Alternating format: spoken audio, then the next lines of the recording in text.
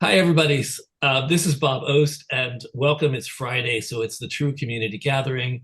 I'm the co-founder and creator of Theater Resources Unlimited. For those of you who don't know us, we're an arts organization here in New York, basically focused on helping people understand and navigate the business of theater. We started off thinking that we were a producers organization, and we kind of are, but we've discovered that a lot of people that aren't necessarily identifying as producers do produce themselves. They're called self-producing artists. So we have a lot of artists and we have a lot of producers, and we're a company that has been around now for 34 years. And I thought we were a little New York organization, and then COVID hit in 2020, and we went and opened up a Zoom room. And wouldn't you know it, we suddenly had people coming in from all over the country, and we have people coming in from all over the world, in fact. So we're no longer a little New York based Well, we are New York based, but we're not a New York focused necessarily organization. So all of you, if you're discovering us and you're not in New York, welcome. We're happy to have you with us. We do lots of different programs. So check us out at trueonline.org. This is our 279th consecutive interview on a Friday with our True Community Gathering. We've only missed one or two weekends, one or two Fridays since April 17th, 2020, and it's been fascinating. It's been an education for me, meeting all these great people who come in and talk about theater and different aspects of our culture and our art. So now we're out. Get your COVID shot, everybody, but we're no longer in shutdown. COVID is still a thing. So I'm encouraging everybody, and actually Jane Dubin earlier was encouraging everybody in the room to get your COVID shots. We do believe that they help and that they prevent serious things from happening to you and to your community. So today we're going to take up a topic that I've kind of touched on and off for the past 5 years, because it's something that you can't help but be aware of if you're in the arts, and that's the the relationship between the arts and politics. Just to be blunt about it, we're going to talk today a little bit about the arts and activism. It's the one thing I like to do. I've said this before, so some of you have heard this before, but I like to say that politics is where people go to argue and fight. The arts is where people come to listen and learn. So one of the reasons why I think the arts is very invaluable to our culture is that it allows us to share stories about people that we may not otherwise know the stories, and understand about people beyond our usual realm of meeting people. I mean, sometimes people are outside of the usual for us, so it's important to meet them. You're going to meet two people today who very specifically identify as activists. I'm going to ask them what that means for them, but they are artists. I know them as artists first. They may know themselves as activists first, or it may just be an even split. But I want you to meet them, and I want you to hear a little bit about their backgrounds. I'm going to bring on Casey Fannin, and I'm going to bring on Dominique Sharpton. And I'm going to ask the two of you to tell us a little bit about yourselves, and then I'm going to come join you in a little bit. Not right away. I'm going to give you a little you time on screen. So Casey, we know each other artistically. We met artistically. You were in a play of mine more years ago than either of us wants to admit. So tell us about what your journey has been. You weren't as active. You weren't as much of an activist, I think, when I first met you, or maybe you were. Well, you didn't know that about me. So I'm going to take you further back. I knew you before the play of yours that I was in. The way that I got into that play is that I'm going to back up even a little bit further. I've been activating since I was in fifth grade. I started activating around something in one of my classes, and standing up. What activism means for me is standing in the gap for those who cannot stand up for themselves. In a nutshell, that's what it means for me. So I started activating years ago when I was in my 20s. I lost late 20s, mid to late 20s, I lost almost my entire male friendship base to AIDS. And so I became an HIV/AIDS activist, working on the front lines, going up to Capitol Hill to advocate for gay men as humans because they were not thought of that way. I was a part of getting the Ryan White grant written, which is still in effect in this day. And I became an HIV/AIDS educator and street outreach worker, working with runaway kids, working with Latin gangs and the like in Texas, which is where I'm from originally. My original discipline is documentary filmmaking. I'm a storyteller in that respect. I originally wanted to be a television news reporter. And actually, first I wanted to be an attorney. Barbara Jordan was born and raised not too far from where I live in Houston. She was my idol. Everyone said that I was like her when I was a debater in high school. So I wanted to, be a lawyer and then be a politician. Spent time in Austin, didn't want to do that, wanted to become a television news reporter. Made a yellow turn. I became a documentary filmmaker. So in my late 20s, I fell backwards into a career in acting, ended up in Hollywood at 36, never wanted to be there, but ended up having a career. 7 years in, I fell in love with the craft. That's when I came to New York and decided I wanted to be the best actor I could. Now, this is where Bob comes in. I learned from my time in Hollywood how to position myself. So I found out about TRU Unlimited's spring auditions for, everybody in the industry, practically directors, producers, and the like. I put myself in front of those folks when I first got there, and I booked for a year off of that audition. So that's how I got to know you, Bob. From that audition, you and I developed a relationship, and then you cast me in one of your plays. So, And you know, we also had some shared history in Philadelphia. yes, we do. We both are so old. We're going to have a lot of shared history with a lot of folks, I think. But, I'm glad to be here. And I just wanted to say that I think about representation as more than just being present on stage or on screen or even behind the camera or behind the scenes.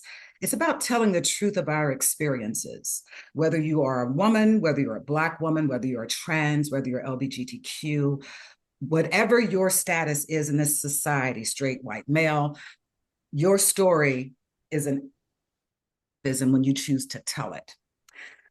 Harry Belafonte said once, artists are the gatekeepers of the truth. We are civilization's anchor. We are the compass of humanity's consciousness. In a time when arts funding and DEI initiatives are being rolled back, I believe our job as artists is not only to create, but to protect. We hold space for truth telling, we keep our communities visible, and we remind people that art is not a luxury, it's a lifeline. I So I'm just agree. gonna stop there. Agreed. Yeah. And I'm gonna turn to Dominique. Dominique, would it be fair to say that you were born into activism? Absolutely. It's definitely fair to say that, Bob. And unfortunately, it continues. The struggle continues. We keep evolving in spaces where we have to show up. We have to um, be confrontational but committed in a nonviolent way. I don't believe in violence. I grew up. Many of you may know I'm the daughter of a civil rights leader who pretty much an icon if you talk about it, depending on what circle you're in. Oh my. Oh But yes. Reverend Al Sharpton is my father, and being the eldest daughter of two, I was thrust into this lifestyle from birth. I was born in the mid '80s. My father was a very controversial leader at that time, speaking out on issues, especially against injustice, against racial profiling. I was born literally as he was beginning to protest the Yusuf Hawkins situation in Brooklyn. Where this young man was killed by an angry white mob for being in the wrong neighborhood and being the wrong skin color. This is what we were facing at that time. And in New York City, the story unfolds for the civil rights movement. We know a lot about what happened in the Southern movement. We know a lot about what happened to desegregate schools and lunch counters and buses.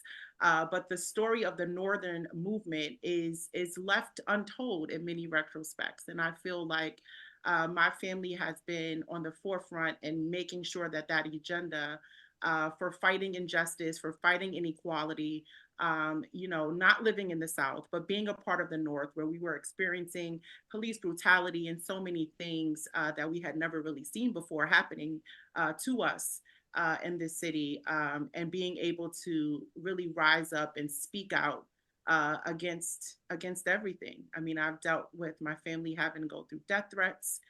Still to this day, unfortunately, I'm going through security briefings every day, because the question is how do we remain safe but still utilize our voice in a very impactful way, and to resonate with the world, with those who need to hear it, with those who are fearful and speaking out, but are really dealing with the issues as it is matriculating through policy, through how we are living in our environments, in our communities, how we are reaching out to one another. We call them, the allyship, but it really is just unifying with one another and understanding, our differences, understanding where people are in the world and how their thought processes are. And so I am really, really grateful for the opportunity that I've had, being able to express myself through theater. That was my outlet. I went to Poly Prep Country Day School, which was a predominantly white private school in Brooklyn. And so I've always had to feel like, or had to speak up for myself, right? I've had to express myself, and not having the adequate outlets, could really deter a young person into the wrong direction. And so I was very grateful to have the theater, to be able to not only learn about how to be expressive and creative, but also accepted in a space where generally, you may not necessarily see yourself all the time, or you may not necessarily feel represented. And this goes across the board, right? This spans across many spectrums. And so, Well, I want to ask you something. How what was your family's attitude towards the arts when you were growing up? I mean, was it something they encouraged you to do? Oh, absolutely. Many of you people don't know, but my mother, the way that my parents met, my mother was a background singer for the legendary Godfather of Soul, James Brown. Oh my God. So that's how they met. My father was a surrogate son to James Brown. People don't understand that's where the hairstyle came from. And James Brown was very intricate in raising him. His father had left when he was 10, had left him and his mother, and he had been a boy preacher and was preaching all over the city and formed a youth group. He was very involved in activism. And short story, he formed a youth group around activism, had a young person in his organization named Teddy. Teddy was the son of James Brown, and Teddy was killed in a car accident. And James Brown came and did a benefit concert in tribute and memorial to his son. And that's how him and my father developed their relationship. My father was a teenager. And so throughout the years, he became his road manager. He would travel with him. And so I was, from a little girl, going to concerts and really being exposed to the entertainment industry in a very different way, because of our close relationship with the Browns, with Mr. Brown. And then later on, of course, when he passed away, my father was the one to, ride with his body through the city at the Apollo and take him to Augusta, to his final resting place. And so we were very involved. But that's how my parents met. So I was thrust into this. I knew all about the entertainment industry. And so when I said, I want to be an actress, I want to be involved in theater, my parents were like, okay, do that, but also make sure that you have something concrete to fall back on. And I That's have what my mother told me too. proving to them that this space and what we do in the theater world is just as important and valuable and impactful as any doctor or lawyer or politician or any of the other, of course, more reputable or recognized reputable occupations. And so I'm proving them every single day that this is where it's at.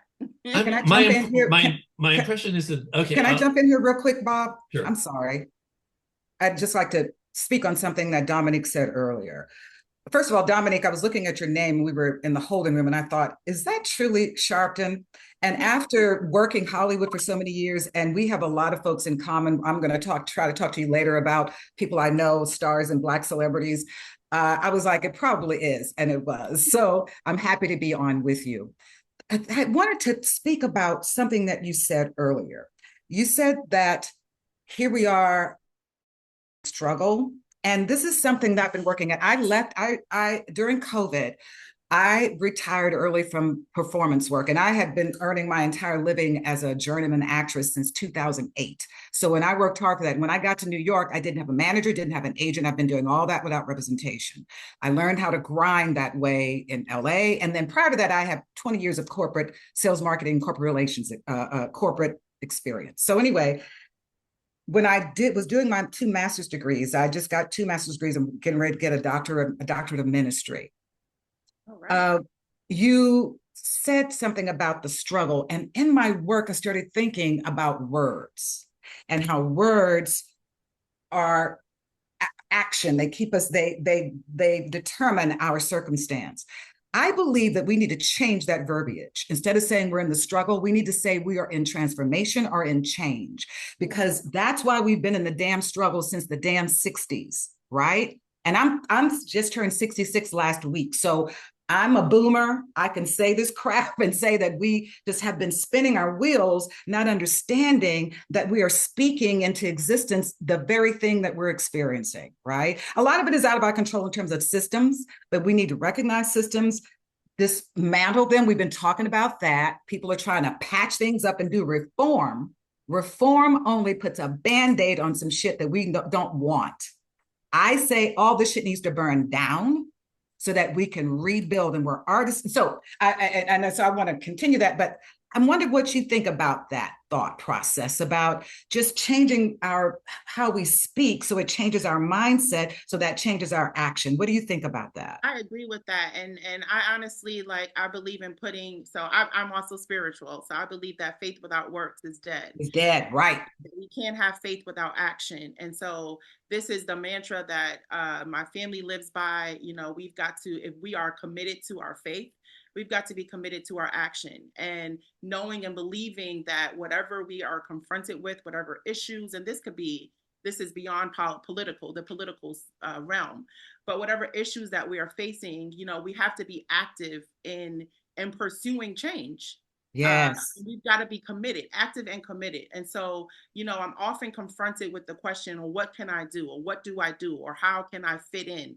And it's not necessarily about fitting in. It's about being who you are. Yes. And being unapologetic about that, and committed to seeing and working through what it is that you want to see happen. What's the world that you envision, and how can you play a role in making that change occur? I think we're all like a tapestry, or like I used to compare it to the AIDS quilt, where all these young men who had passed, their families brought together a symbol of who they were and put it together, and it made this beautiful tapestry of humanity, right? In terms of human beings, I think we are all gifted with specific gifts that are supposed to all come together to make one big thing. So Karen Hunter always says, we all live somewhere. So what we can do is we can start in our own families, in our own communities, on our own blocks, having conversations, right? Doing whatever we're gifted to do. And in terms of artistry, to extend it to this conversation, we all have different horses we can ride as artistry. Miss Horowitz said something about burn down, question mark, question mark.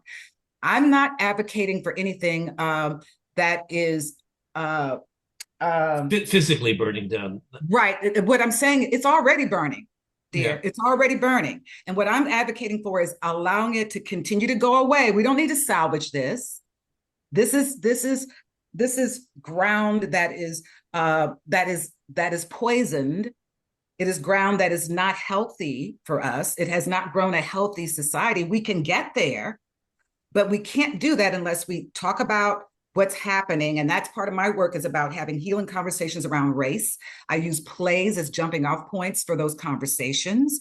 Theater of the Oppressed, which is Boal, teaches us how to have a spectator and participant in terms of audience members and stakeholders having a say in how they want to see their societies, right? So Yeah, go ahead, Bob. I do want to just Let insert me, something because for a lot of us, it feels different right now. A lot of us feel that things are a little different. I said this to a friend of mine, Irene What do you mean by Gandy. different? Different in what way? Um, More pressing than ever. We're a lot of us are like shocked at what we've learned about our country and who we are. And Really? Irene Gandy is a friend of mine. She said she just laughed at me. She said, "You're now experiencing the world that I've been living in." yeah, that's Um, my godmother. I see. Yeah, yeah, but this yeah, is the world we were predicated on this. Like when Europe, except for the people that came over on the Mayflower, or whatever, when Europe sent over folks here, it wasn't their best and brightest, right? And so when you look at most of them were Australia was a penal colony, right? And so America, when Europe was trying to get rid of certain things and certain elements, they shipped a lot of those folks over here. So those attitudes, those perspectives came to America. Whenever I hear people say, this is not who we are, it is. The reason that we keep swirling around in this is because we refuse to see that. We refuse to say that out loud because we think it's going to make us bad. Doesn't make us anything that we're not already are.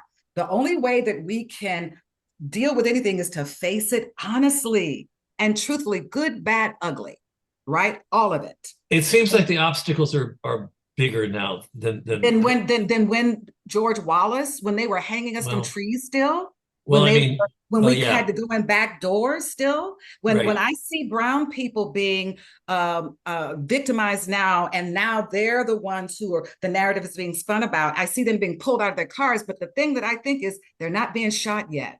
This is horrible, but they're not being shot. They're not being strung up, right? That's reserved for a particular segment of our society here. And we all just need to say that. And it doesn't make you bad or horrible because you say the truth, right? The only way we can deal with that and eliminate that is to be truthful about it. So, yes, it is difficult for a lot of people now because we've been lulled into this false sense of security about who we are.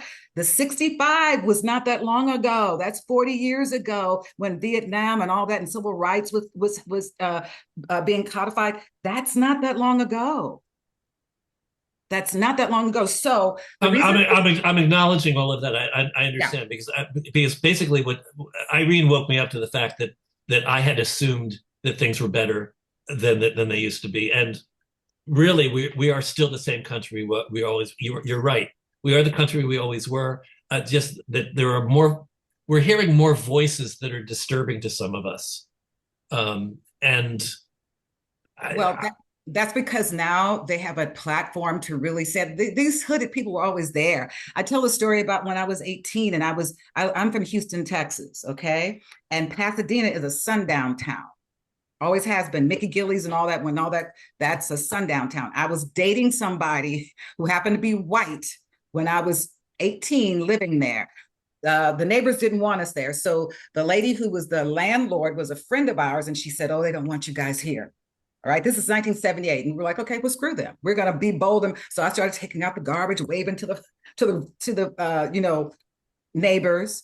Well, they decided the next night to burn a small cross in the yard. That's 1978. That's yeah. after civil rights. So these people have always been there. They just were run underground, right?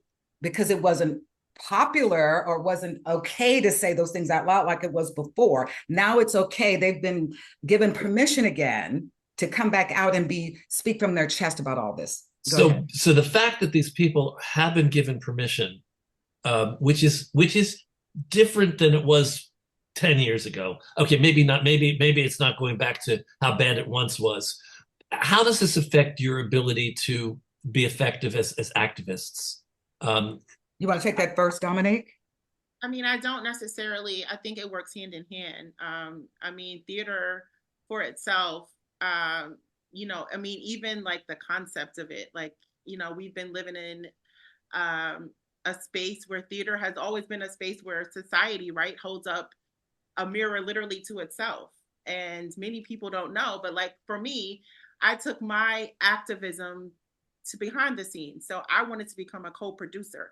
I wanted to be able to be a part of bringing these stories to the forefront and what stories were going to be funded and brought to the forefront.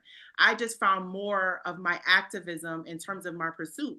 The passion hadn't changed and the mission hadn't changed, right? And what I wanted to accomplish hasn't changed, but I'm starting to look at it from a different perspective because the need lies elsewhere. And I feel like, you know, with us having these conversations, again, it goes back to unity, where we all can contribute to the conversation or contribute to the project and make an impact. I feel like we haven't had the luxury of doing that previously, where now we can come to the table and have these discussions. We can come to the table and say, oh, okay, it's not even about your skin color as much anymore. It's about, let's get this project done and who can help us get that done. And looking at, okay, well, this person is qualified to do that. That person can do this. We got the writer, we got, you know, and so it becomes more acceptable now to even be in the room, to sit at the table. But we've got to make sure that that table is serving everyone and not just for a certain demographic of people, but that it's inclusive of everyone.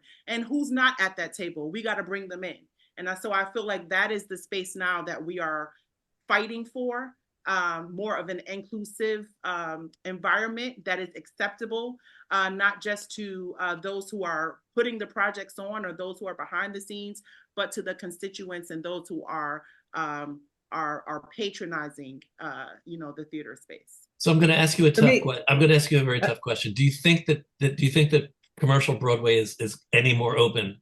Has it gotten more open and more welcoming to stories that are not the usual ones? No. No. Okay. I just want to get that stated. I don't think so. I think that I mean, it's just like it's just about money. So, you know, it's about what's going to earn them dollars. I think that I love the fact that LaChance is now producing and things like that. I love that. I love to hear, Dominique, that you're in that space as well, right? Because that is Dominique won herself a Tony. Yay! For which show? Because did I watch the Tony series? For which show? Say again. Sunset Boulevard, the revival of Sunset. Yes. I didn't realize you were on that project. Yes. I'm also a house kitchen. Congratulations, my love. But having worked in Philly, a few people that are on Broadway now that I know and before, but in terms of this conversation and representation being better, I was dropped into Hollywood in '96. As I said, being a filmmaker, not really wanting to be in front of the camera and thinking I was going to segue back behind, but God had another plan. So I was doing really well. So I was in a lot of rooms that most people don't get into. And there was no representation for us there then in '96. There still isn't in Hollywood proper, in old Hollywood. What the difference is that there are now platforms, right?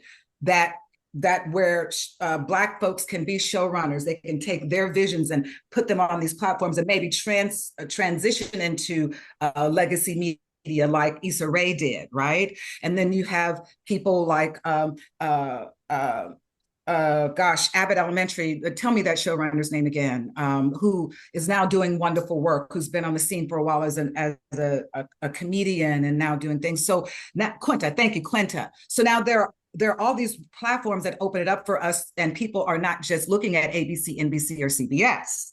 That's the difference. Now, when it comes to theater, I've been fortunate enough to work in Hollywood at that level and also do independent and smaller works. I think I've always been more interested in independent work because you can be more brave there.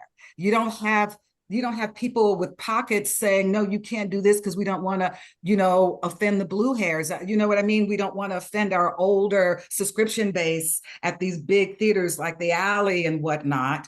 And, so they do the same productions of the same shows over and over and over again. And in their smaller venues, they may have a quote unquote Black show, which tells a story about a person who happens to be Black. So I think we need to get away from Black shows, Black plays, with stories. How about we tell stories, right? And so what's easier is that now Casey, can go and I can do a little small web series project. And if I blow up my social media enough, which I'm off of now, but if I blew that up, then that's when the studios start to take notice, because that's what they're relying upon now, because they have no imagination. They don't know how to choose projects. And so that's what they do. They have young people just scouring those things to look for people who have engagement, which does not actually equate into talent always. And we see that happening all the time when they burn out. Let me ask you both in terms of your producer heads, because you have a producer head too, Casey. How can we bring more diverse stories to the commercial stage? It may not be a goal worth going after. I mean, maybe we just want the stories to be told where they're told and where they're comfortable. But I'd like to make Broadway a little bit less comfortable. I'd like to bring more things into New York that are worth telling. I thought that Purpose was a terrific play. What did you think of Purpose?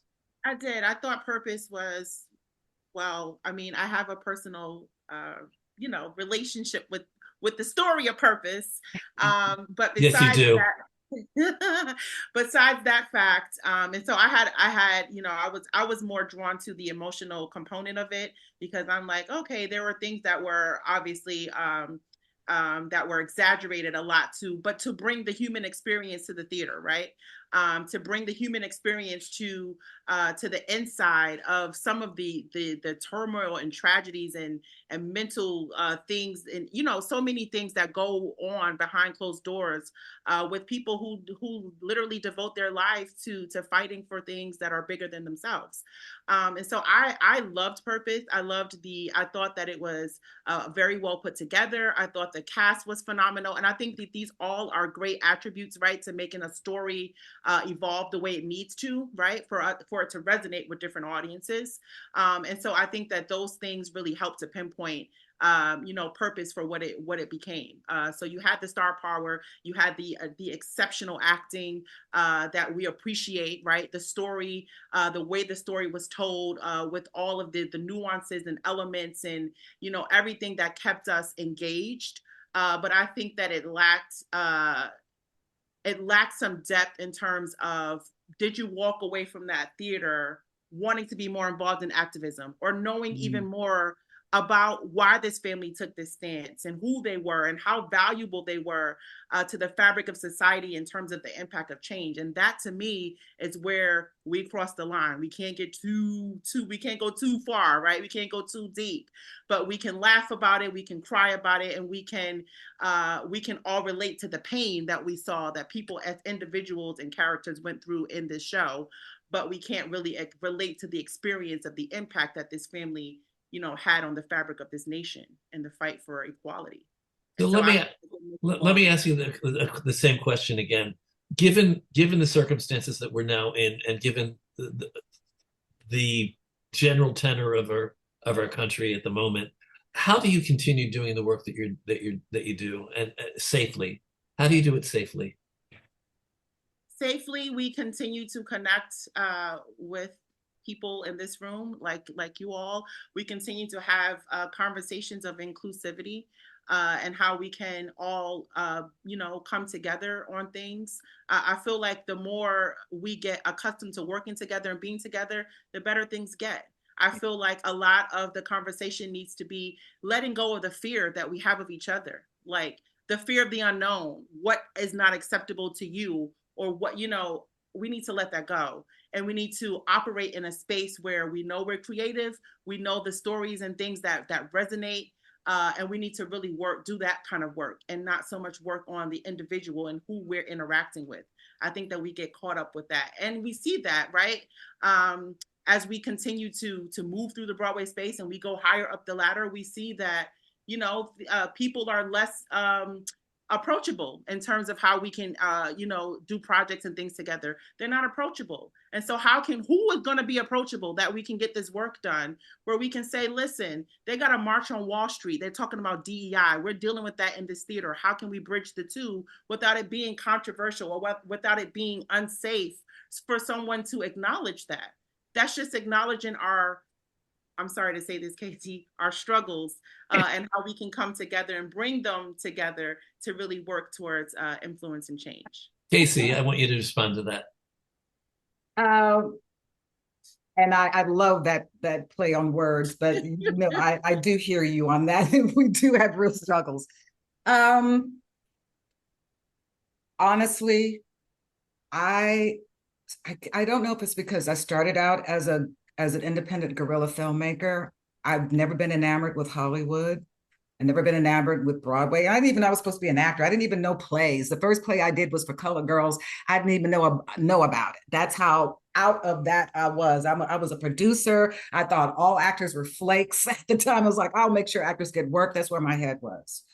So luckily for me, when I went out to Hollywood and started doing well, it didn't influence my mind, right? So I never thought it was safe to do work that really was work of any merit there, because I was working with filmmakers like Julie Dash, Daughters of Dust, which Hollywood didn't know what to do with people like that, right? They were telling real stories like the Geisha Gullah, and those are the women I was working with and people that I was involved with. So none of that fazed me. So in terms of how to do work right now, I'll do it the way I've always been doing it, outside of the system, right? Outside of all that nonsense. And you can't, and because those systems are breaking down, I think for me, it doesn't frighten me because I already know how to do that. Right. So I think it frightens people who have become reliant upon those systems. Like, we have to do things through Broadway. We have to do things through this system, through that system. Nah, son. I just don't, I've never ascribed to that, even though I know how to work within those systems really well. And I can do it if I need to. I just choose not to because I don't want to be bound by their rules, bound by their limitations, right? So for me, it's the same work. The only difference is that now there is an escalation of danger. I am working in a very stealth way. I feel a lot less safe as a Black woman in this country every day.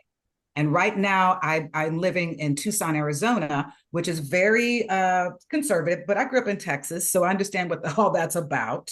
But it still doesn't keep me from understanding what I need to do. So as you can see, I don't have a lot of fear in terms of speaking what needs to be spoken into power. But I also have discernment at this point in my life. And I have to choose when to say those things and where to say those things right now. Doesn't make me inauthentic. It just makes me, it helps, it just means that I understand the time that we're in, as you're saying, and that there are individuals who want to goad certain groups of people into being activated in a particular way so they can justify violence against us. So I'm not going to give them that opportunity. I will work through my art and my activism. Yeah, and I feel like we just need to push through beyond what we feel is the scope of our engagement. So we got to reach, like you said, beyond these walls.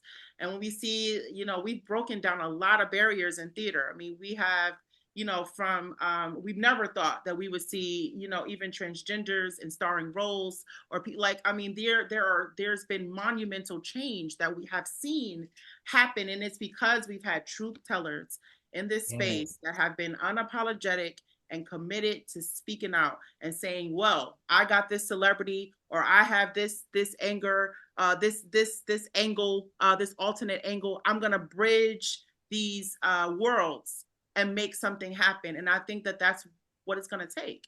We've got to keep bringing in all of the tools that we need, that we have, everything that we can grab and reach and bring it into this space and say, look what we can do. We're creative enough. We've got the commitment, and we just need to get the work done. That's right. I have a couple of questions. So this is the sort of things I'd like for the audience to meditate on if they can. What issues matter when we're thinking about what we can do, as Dominique brought up earlier, and what can we do? How can we be effective?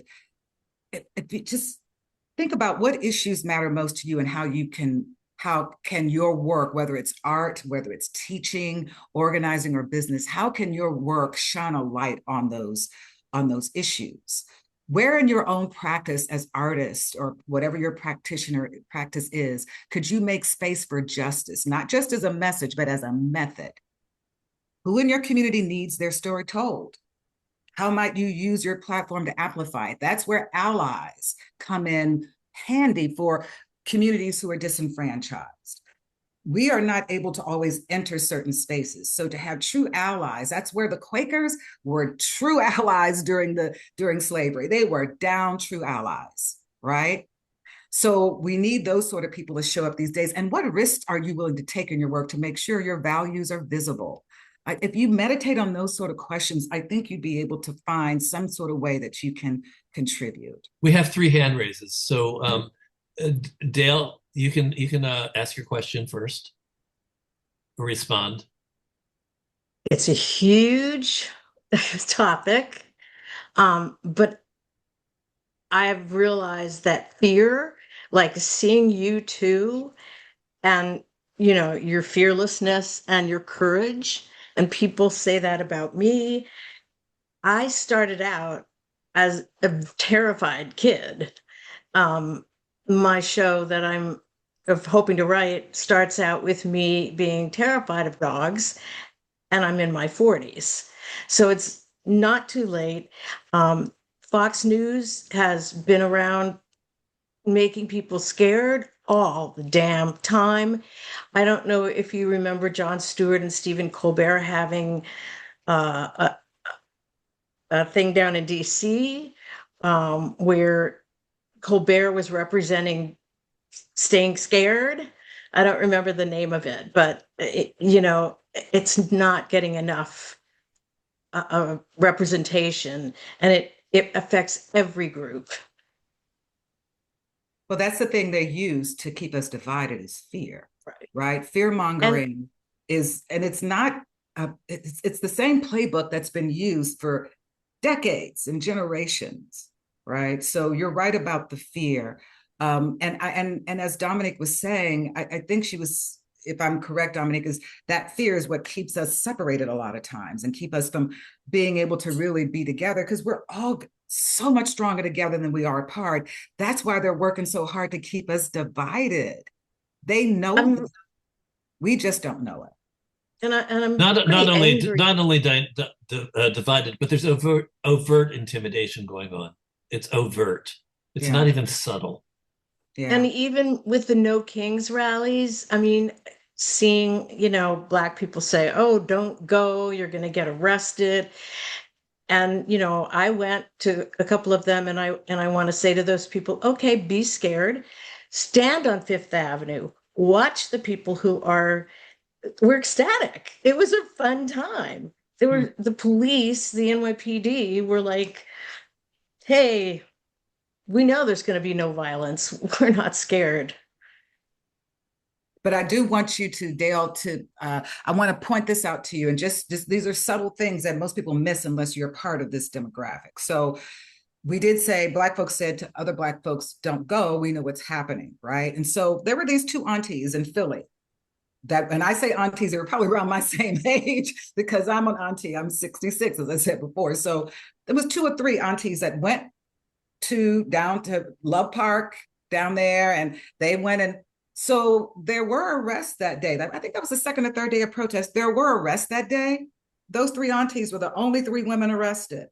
And when you look at the footage, you can see they weren't rabble rousing. They were aunties. They were carrying signs, just walking. So they got plucked out of that group. So that's what we're talking about. It's not fear. As I mentioned, it's discernment and understanding. We know what we're seeing here because we've been here before. Our ancestors were here before. So we know what we're seeing. And so that's why we were warning each other, not to say to stay out. We just need to activate in a different way. So we're still all being very active, but we are making sure that we are alive to do it. That's a good thing to do.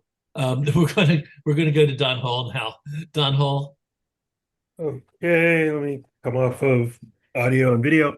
My question is, to do arts and activism, is it tied to the larger issue of activism, or can it be tied to individuals who have done things that might be considered despicable against the movement? Can it be focused on an individual, art on an individual, rather than art on the larger issues of the struggle? I mean, I think that you define what it means to you, what stories need to be told, what stories resonate and why. I Mhm. saw recently, I don't know if y'all saw, did y'all see Duke and Roya or hear about it? But that show was phenomenal. It was off Broadway. We were promoting it. Yeah, you Yeah. saw it? Did you I see didn't it? get to see it because I was away, but we were promoting it every week. Oh, it was amazing. But I mean, just, sitting in the theater and you're seeing, how these two, the Pakistani, in this time when we're dealing with all that's going on with Gaza and Israel, and then to have this show in the middle of that, right? Talking about this love story between this Palestinian woman and this African American man, come together. It was beautiful.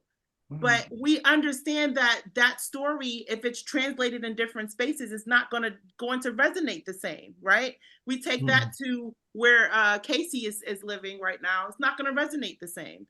So we have to be bold, and I think, to speak to your discernment comment, we've got to really understand where people are right now and their thought process, how they're spending their money, how they're thinking about their safety, how they're thinking about different things that we're going through. We have to have that discernment. We have to have that knowledge. And that's like coming into spaces like this, being able to talk about these ideas and saying, well, do you think this is a good idea? Well, how is this going to resonate? But if you don't have that community and you're just there trying to figure it out, I think you need to really focus on what you're passionate about and be unapologetic about that, and let that drive your ambition and your commitment, because it's got to start with you.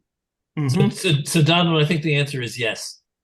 Yes, I kind of get that. It can start with an individual, yes, and yes, go for it. yeah, I'm not sure if I'm resonating with the individual, but I just finished a play about our favorite Supreme Court Justice Clarence Thomas, how he has to deal with the reckoning of, does he go to heaven for what he did, or does he go elsewhere? And I'm hoping that that kind of can have a bit of universality, since he is the most controversial Supreme Court justice I think that we've ever. And that's saying a lot.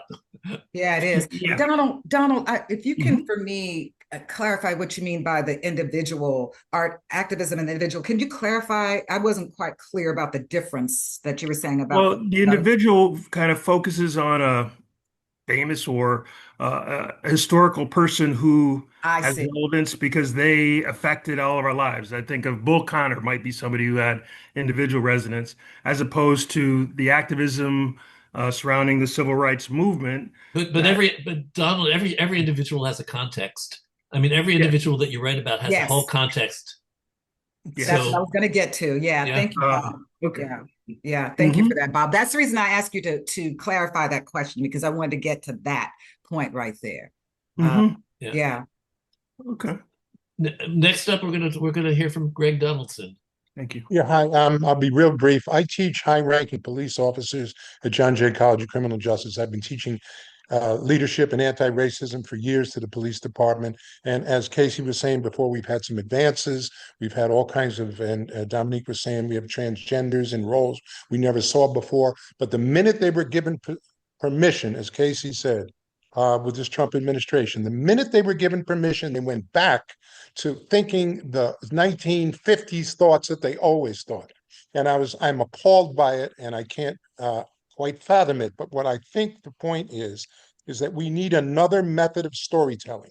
We need to create the American narrative in their psyche in a deeper, more fundamental way than we've been doing. It can't be heroes, villains, and love stories, and this is a hero, blah, blah, blah. No, it's got to be something else that challenges their very understanding of what this country is and who they are. And that's why the Shirley Chisholm story resounded with me.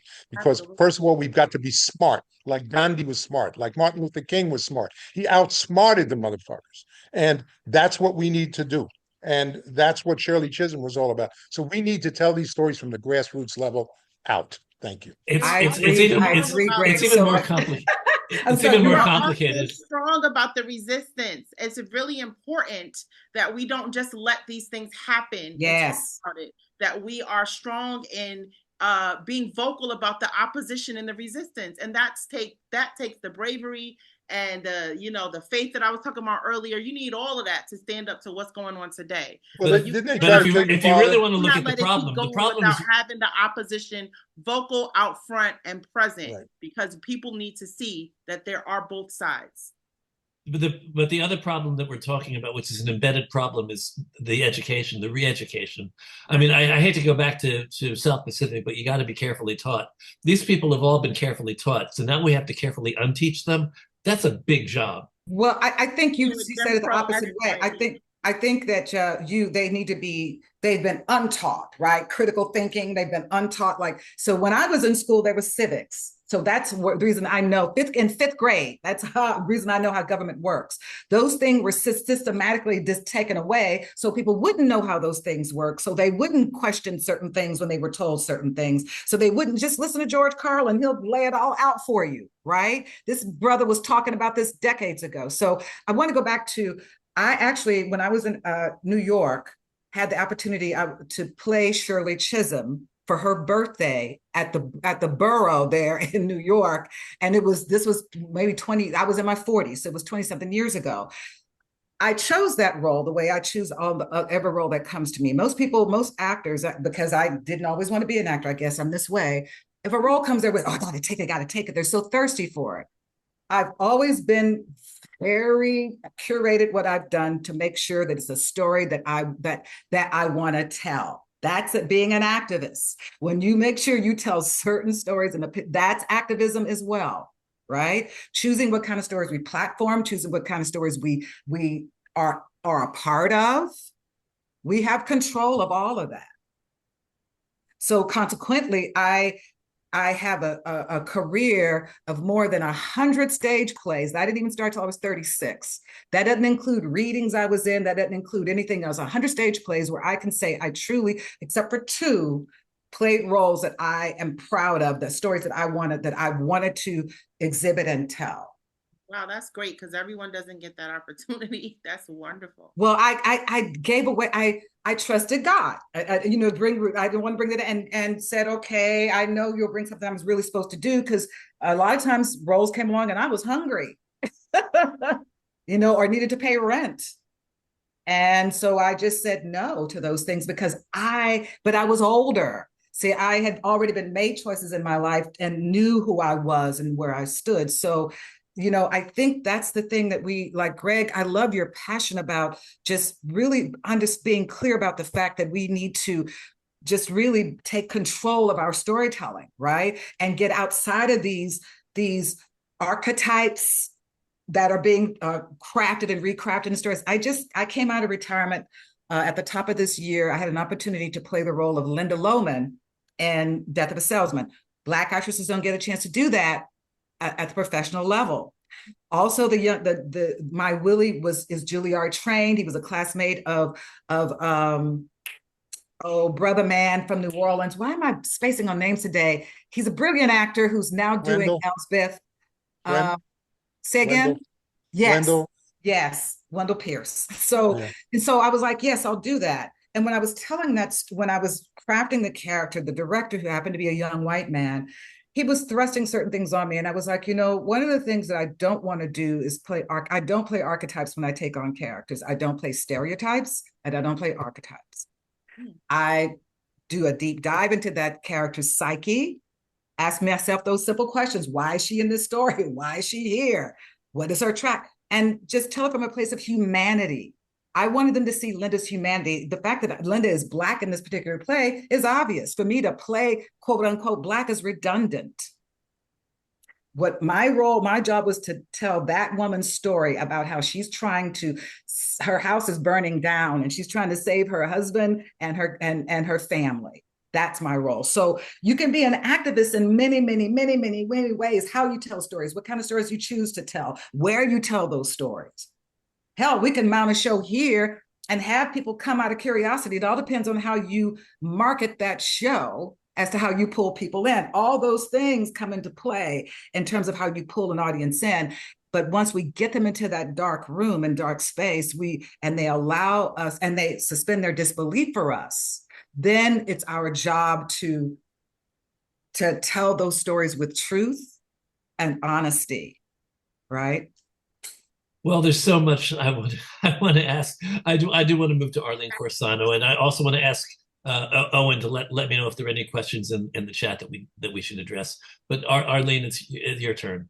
Yeah, I just want to say it's fear, yes, but it's ignorance, a lot of ignorance. When the fear isn't there, the ignorance is there.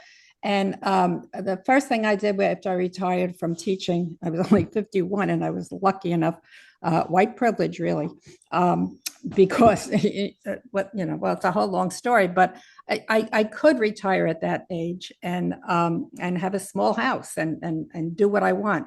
And one of the first projects was reparations, and it went to Africa, South Africa, it went around the country, it went.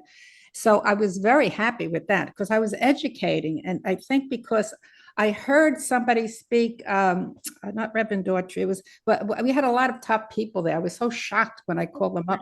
Very well. Would you talk, and Charles Barron and Manning Maribel and the psychiatrist up in Boston. Well, everybody said yes. And I was like, wow, they don't know me from a hole in a wall. So it gave me the confidence to keep going. We did one for schools, and then we did one that was more for, TV. And so when I met Rosemary McCoy, who was a songwriter, Black songwriter who, doesn't have what Carole King had. I mean, her music to me was better because I knew her and I fell in love with all her music. But she wrote more songs than Carole King, more iconic writers, but yet she was unknown. And when Arlene, try to come to a question. So the whole thing is educate. I think it's educate people about who she is, because when I did shows with her, people like, oh wow, I didn't know that. I didn't know that she helped bring segregated rhythm and blues to Question, Arlene, because I only have 3 more minutes with these ladies. Okay, that's it. But it's just like, that's what we have to think about, how we put it across, and not with anger kind of turn some people off. But everybody likes to hear good songs and a little bit of humor, and then gets, oh, okay, that's it. Okay. Owen, are there any questions in the chat? Because my guests need to leave soon. No questions that I've seen. A lot of very insightful comments. Well, Judith Binus, there's a whole essay.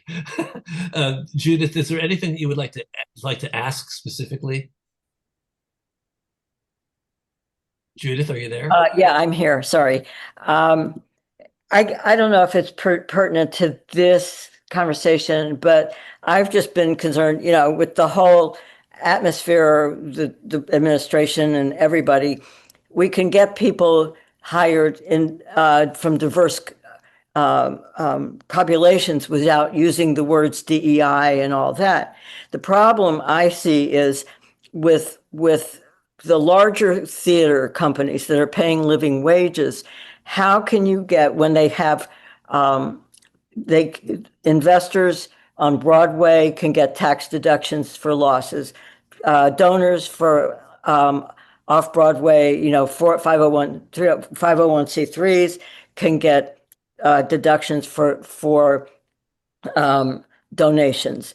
But what happens if somebody gets from the GOP group decide that this play is controversial and it's DEI and we don't want this? How do we get around them producing these wonderful shows that think and bring forth ideas without them being defunded, or the people donating and investing are going to lose those tax deductions and maybe are going to be reluctant to contribute? Okay, so not only tax deductions, you're also talking about funding. Companies exactly all over the country and all over New York, and all my friends have gotten defunded because they had programs that were dedicated to DEI. Yes, exactly. That's really what it was about. They can pretend it was about anything else, but that's what it was about. Right. So the question is, how do we continue our efforts to be inclusive without using the language? How do we fool them into making things happen that we think should happen, that they don't want to happen? I don't think you have to fool them. Just do it. Yeah, just do it. Well, yeah, but a lot of people they're losing funding because they're doing it. So because they're calling it that, and we understand that. So again, just do it. Just do it. Yeah, don't label it. Just do it. People of color and your ensemble, just do it. You know, you don't have to call it DEI or, you know, but I understand that obviously, you know, post George Floyd in 2020, there was an uproar of, oh, we've got to do something to address DEI. And there were programs that were funded and all that. We're dealing with the matriculation of how that is now, you know, being pushed back, you know, from what we're seeing in many different realms from many different organizations. So I just feel like, you know, the way to counter that is to just do it, you know, find other funders, find other investors. You know, I just started doing this, you know, co-producing thing, and you'd be surprised how many people that never invested in Broadway before are now like, wow, there you go. I need to be involved. So it's just connecting and being finding your people. You just got to do the work. It can be done, you know. And what do you say to your friends that are losing their funding? We need to come together and figure out a strategy to figure that out. But I'm lucky. I don't have national funding, so I can do DEI till the cows come home, and nobody's going to take money away. This is the thing. What does it matter if you use the terminology? Just do the casting. Just cast who you want to cast. Do a casting call. Leave color out of it. Leave those words out of it, and pull in people and cast who you want to cast. It's the subject. It's the subject matter. Everybody on the right side, the right wing side, are offended by everything.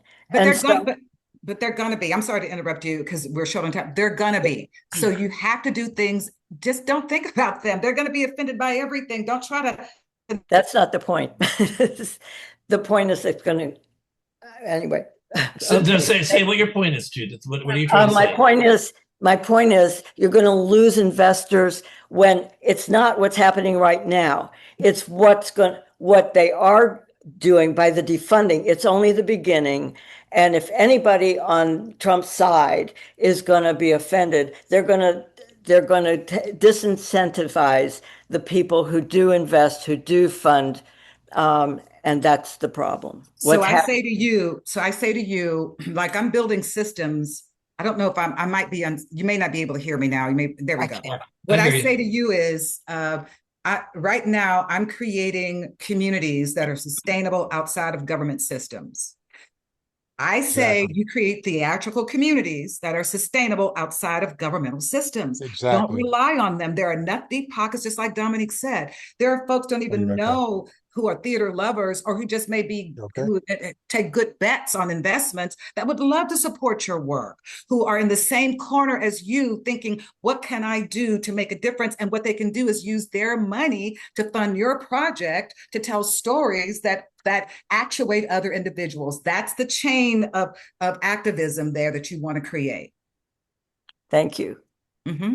Well, this is a great conversation that I would love to keep having. I'm going to actually do my farewells to YouTube. I want to thank Casey and Dominique.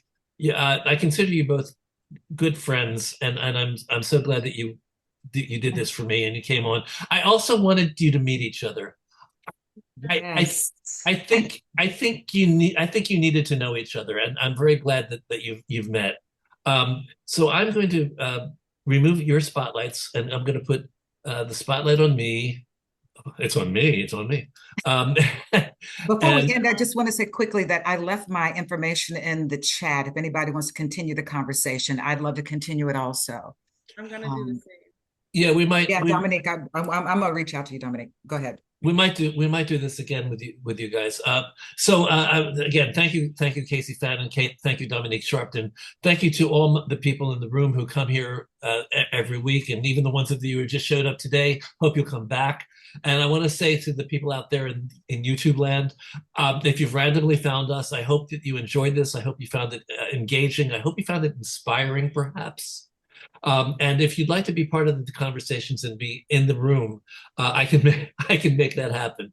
So just email me at trunltd@aol.com. That's trunltd@aol.com. We'll invite you every week to these conversations. They're not all political, but they're all about theater. So if that's your thing that you like, we're here for you. Be part of us. We do this free. everybody can come here for free. The other truth, the other coexisting truth is that we have bills. So if you are able to pay to come to join us, we don't charge a lot. I think it's $12 or something like that. If you want to give us a donation, please do that. And if you want to join as a member, that would be so helpful to keep us going. The donations can be made at TrueDonate, trudonate.com. That's trudonate.com. I've got amazing conversations coming up in the next couple of weeks. Next week, we're going to have people who are back from the Edinburgh Fringe who are going to talk about their experience at the Fringe and other things planned for the future. So grateful for the support, so grateful for the interests of the community, and for all of you who are here. I hope that you'll be with us week after week after week. Thank you.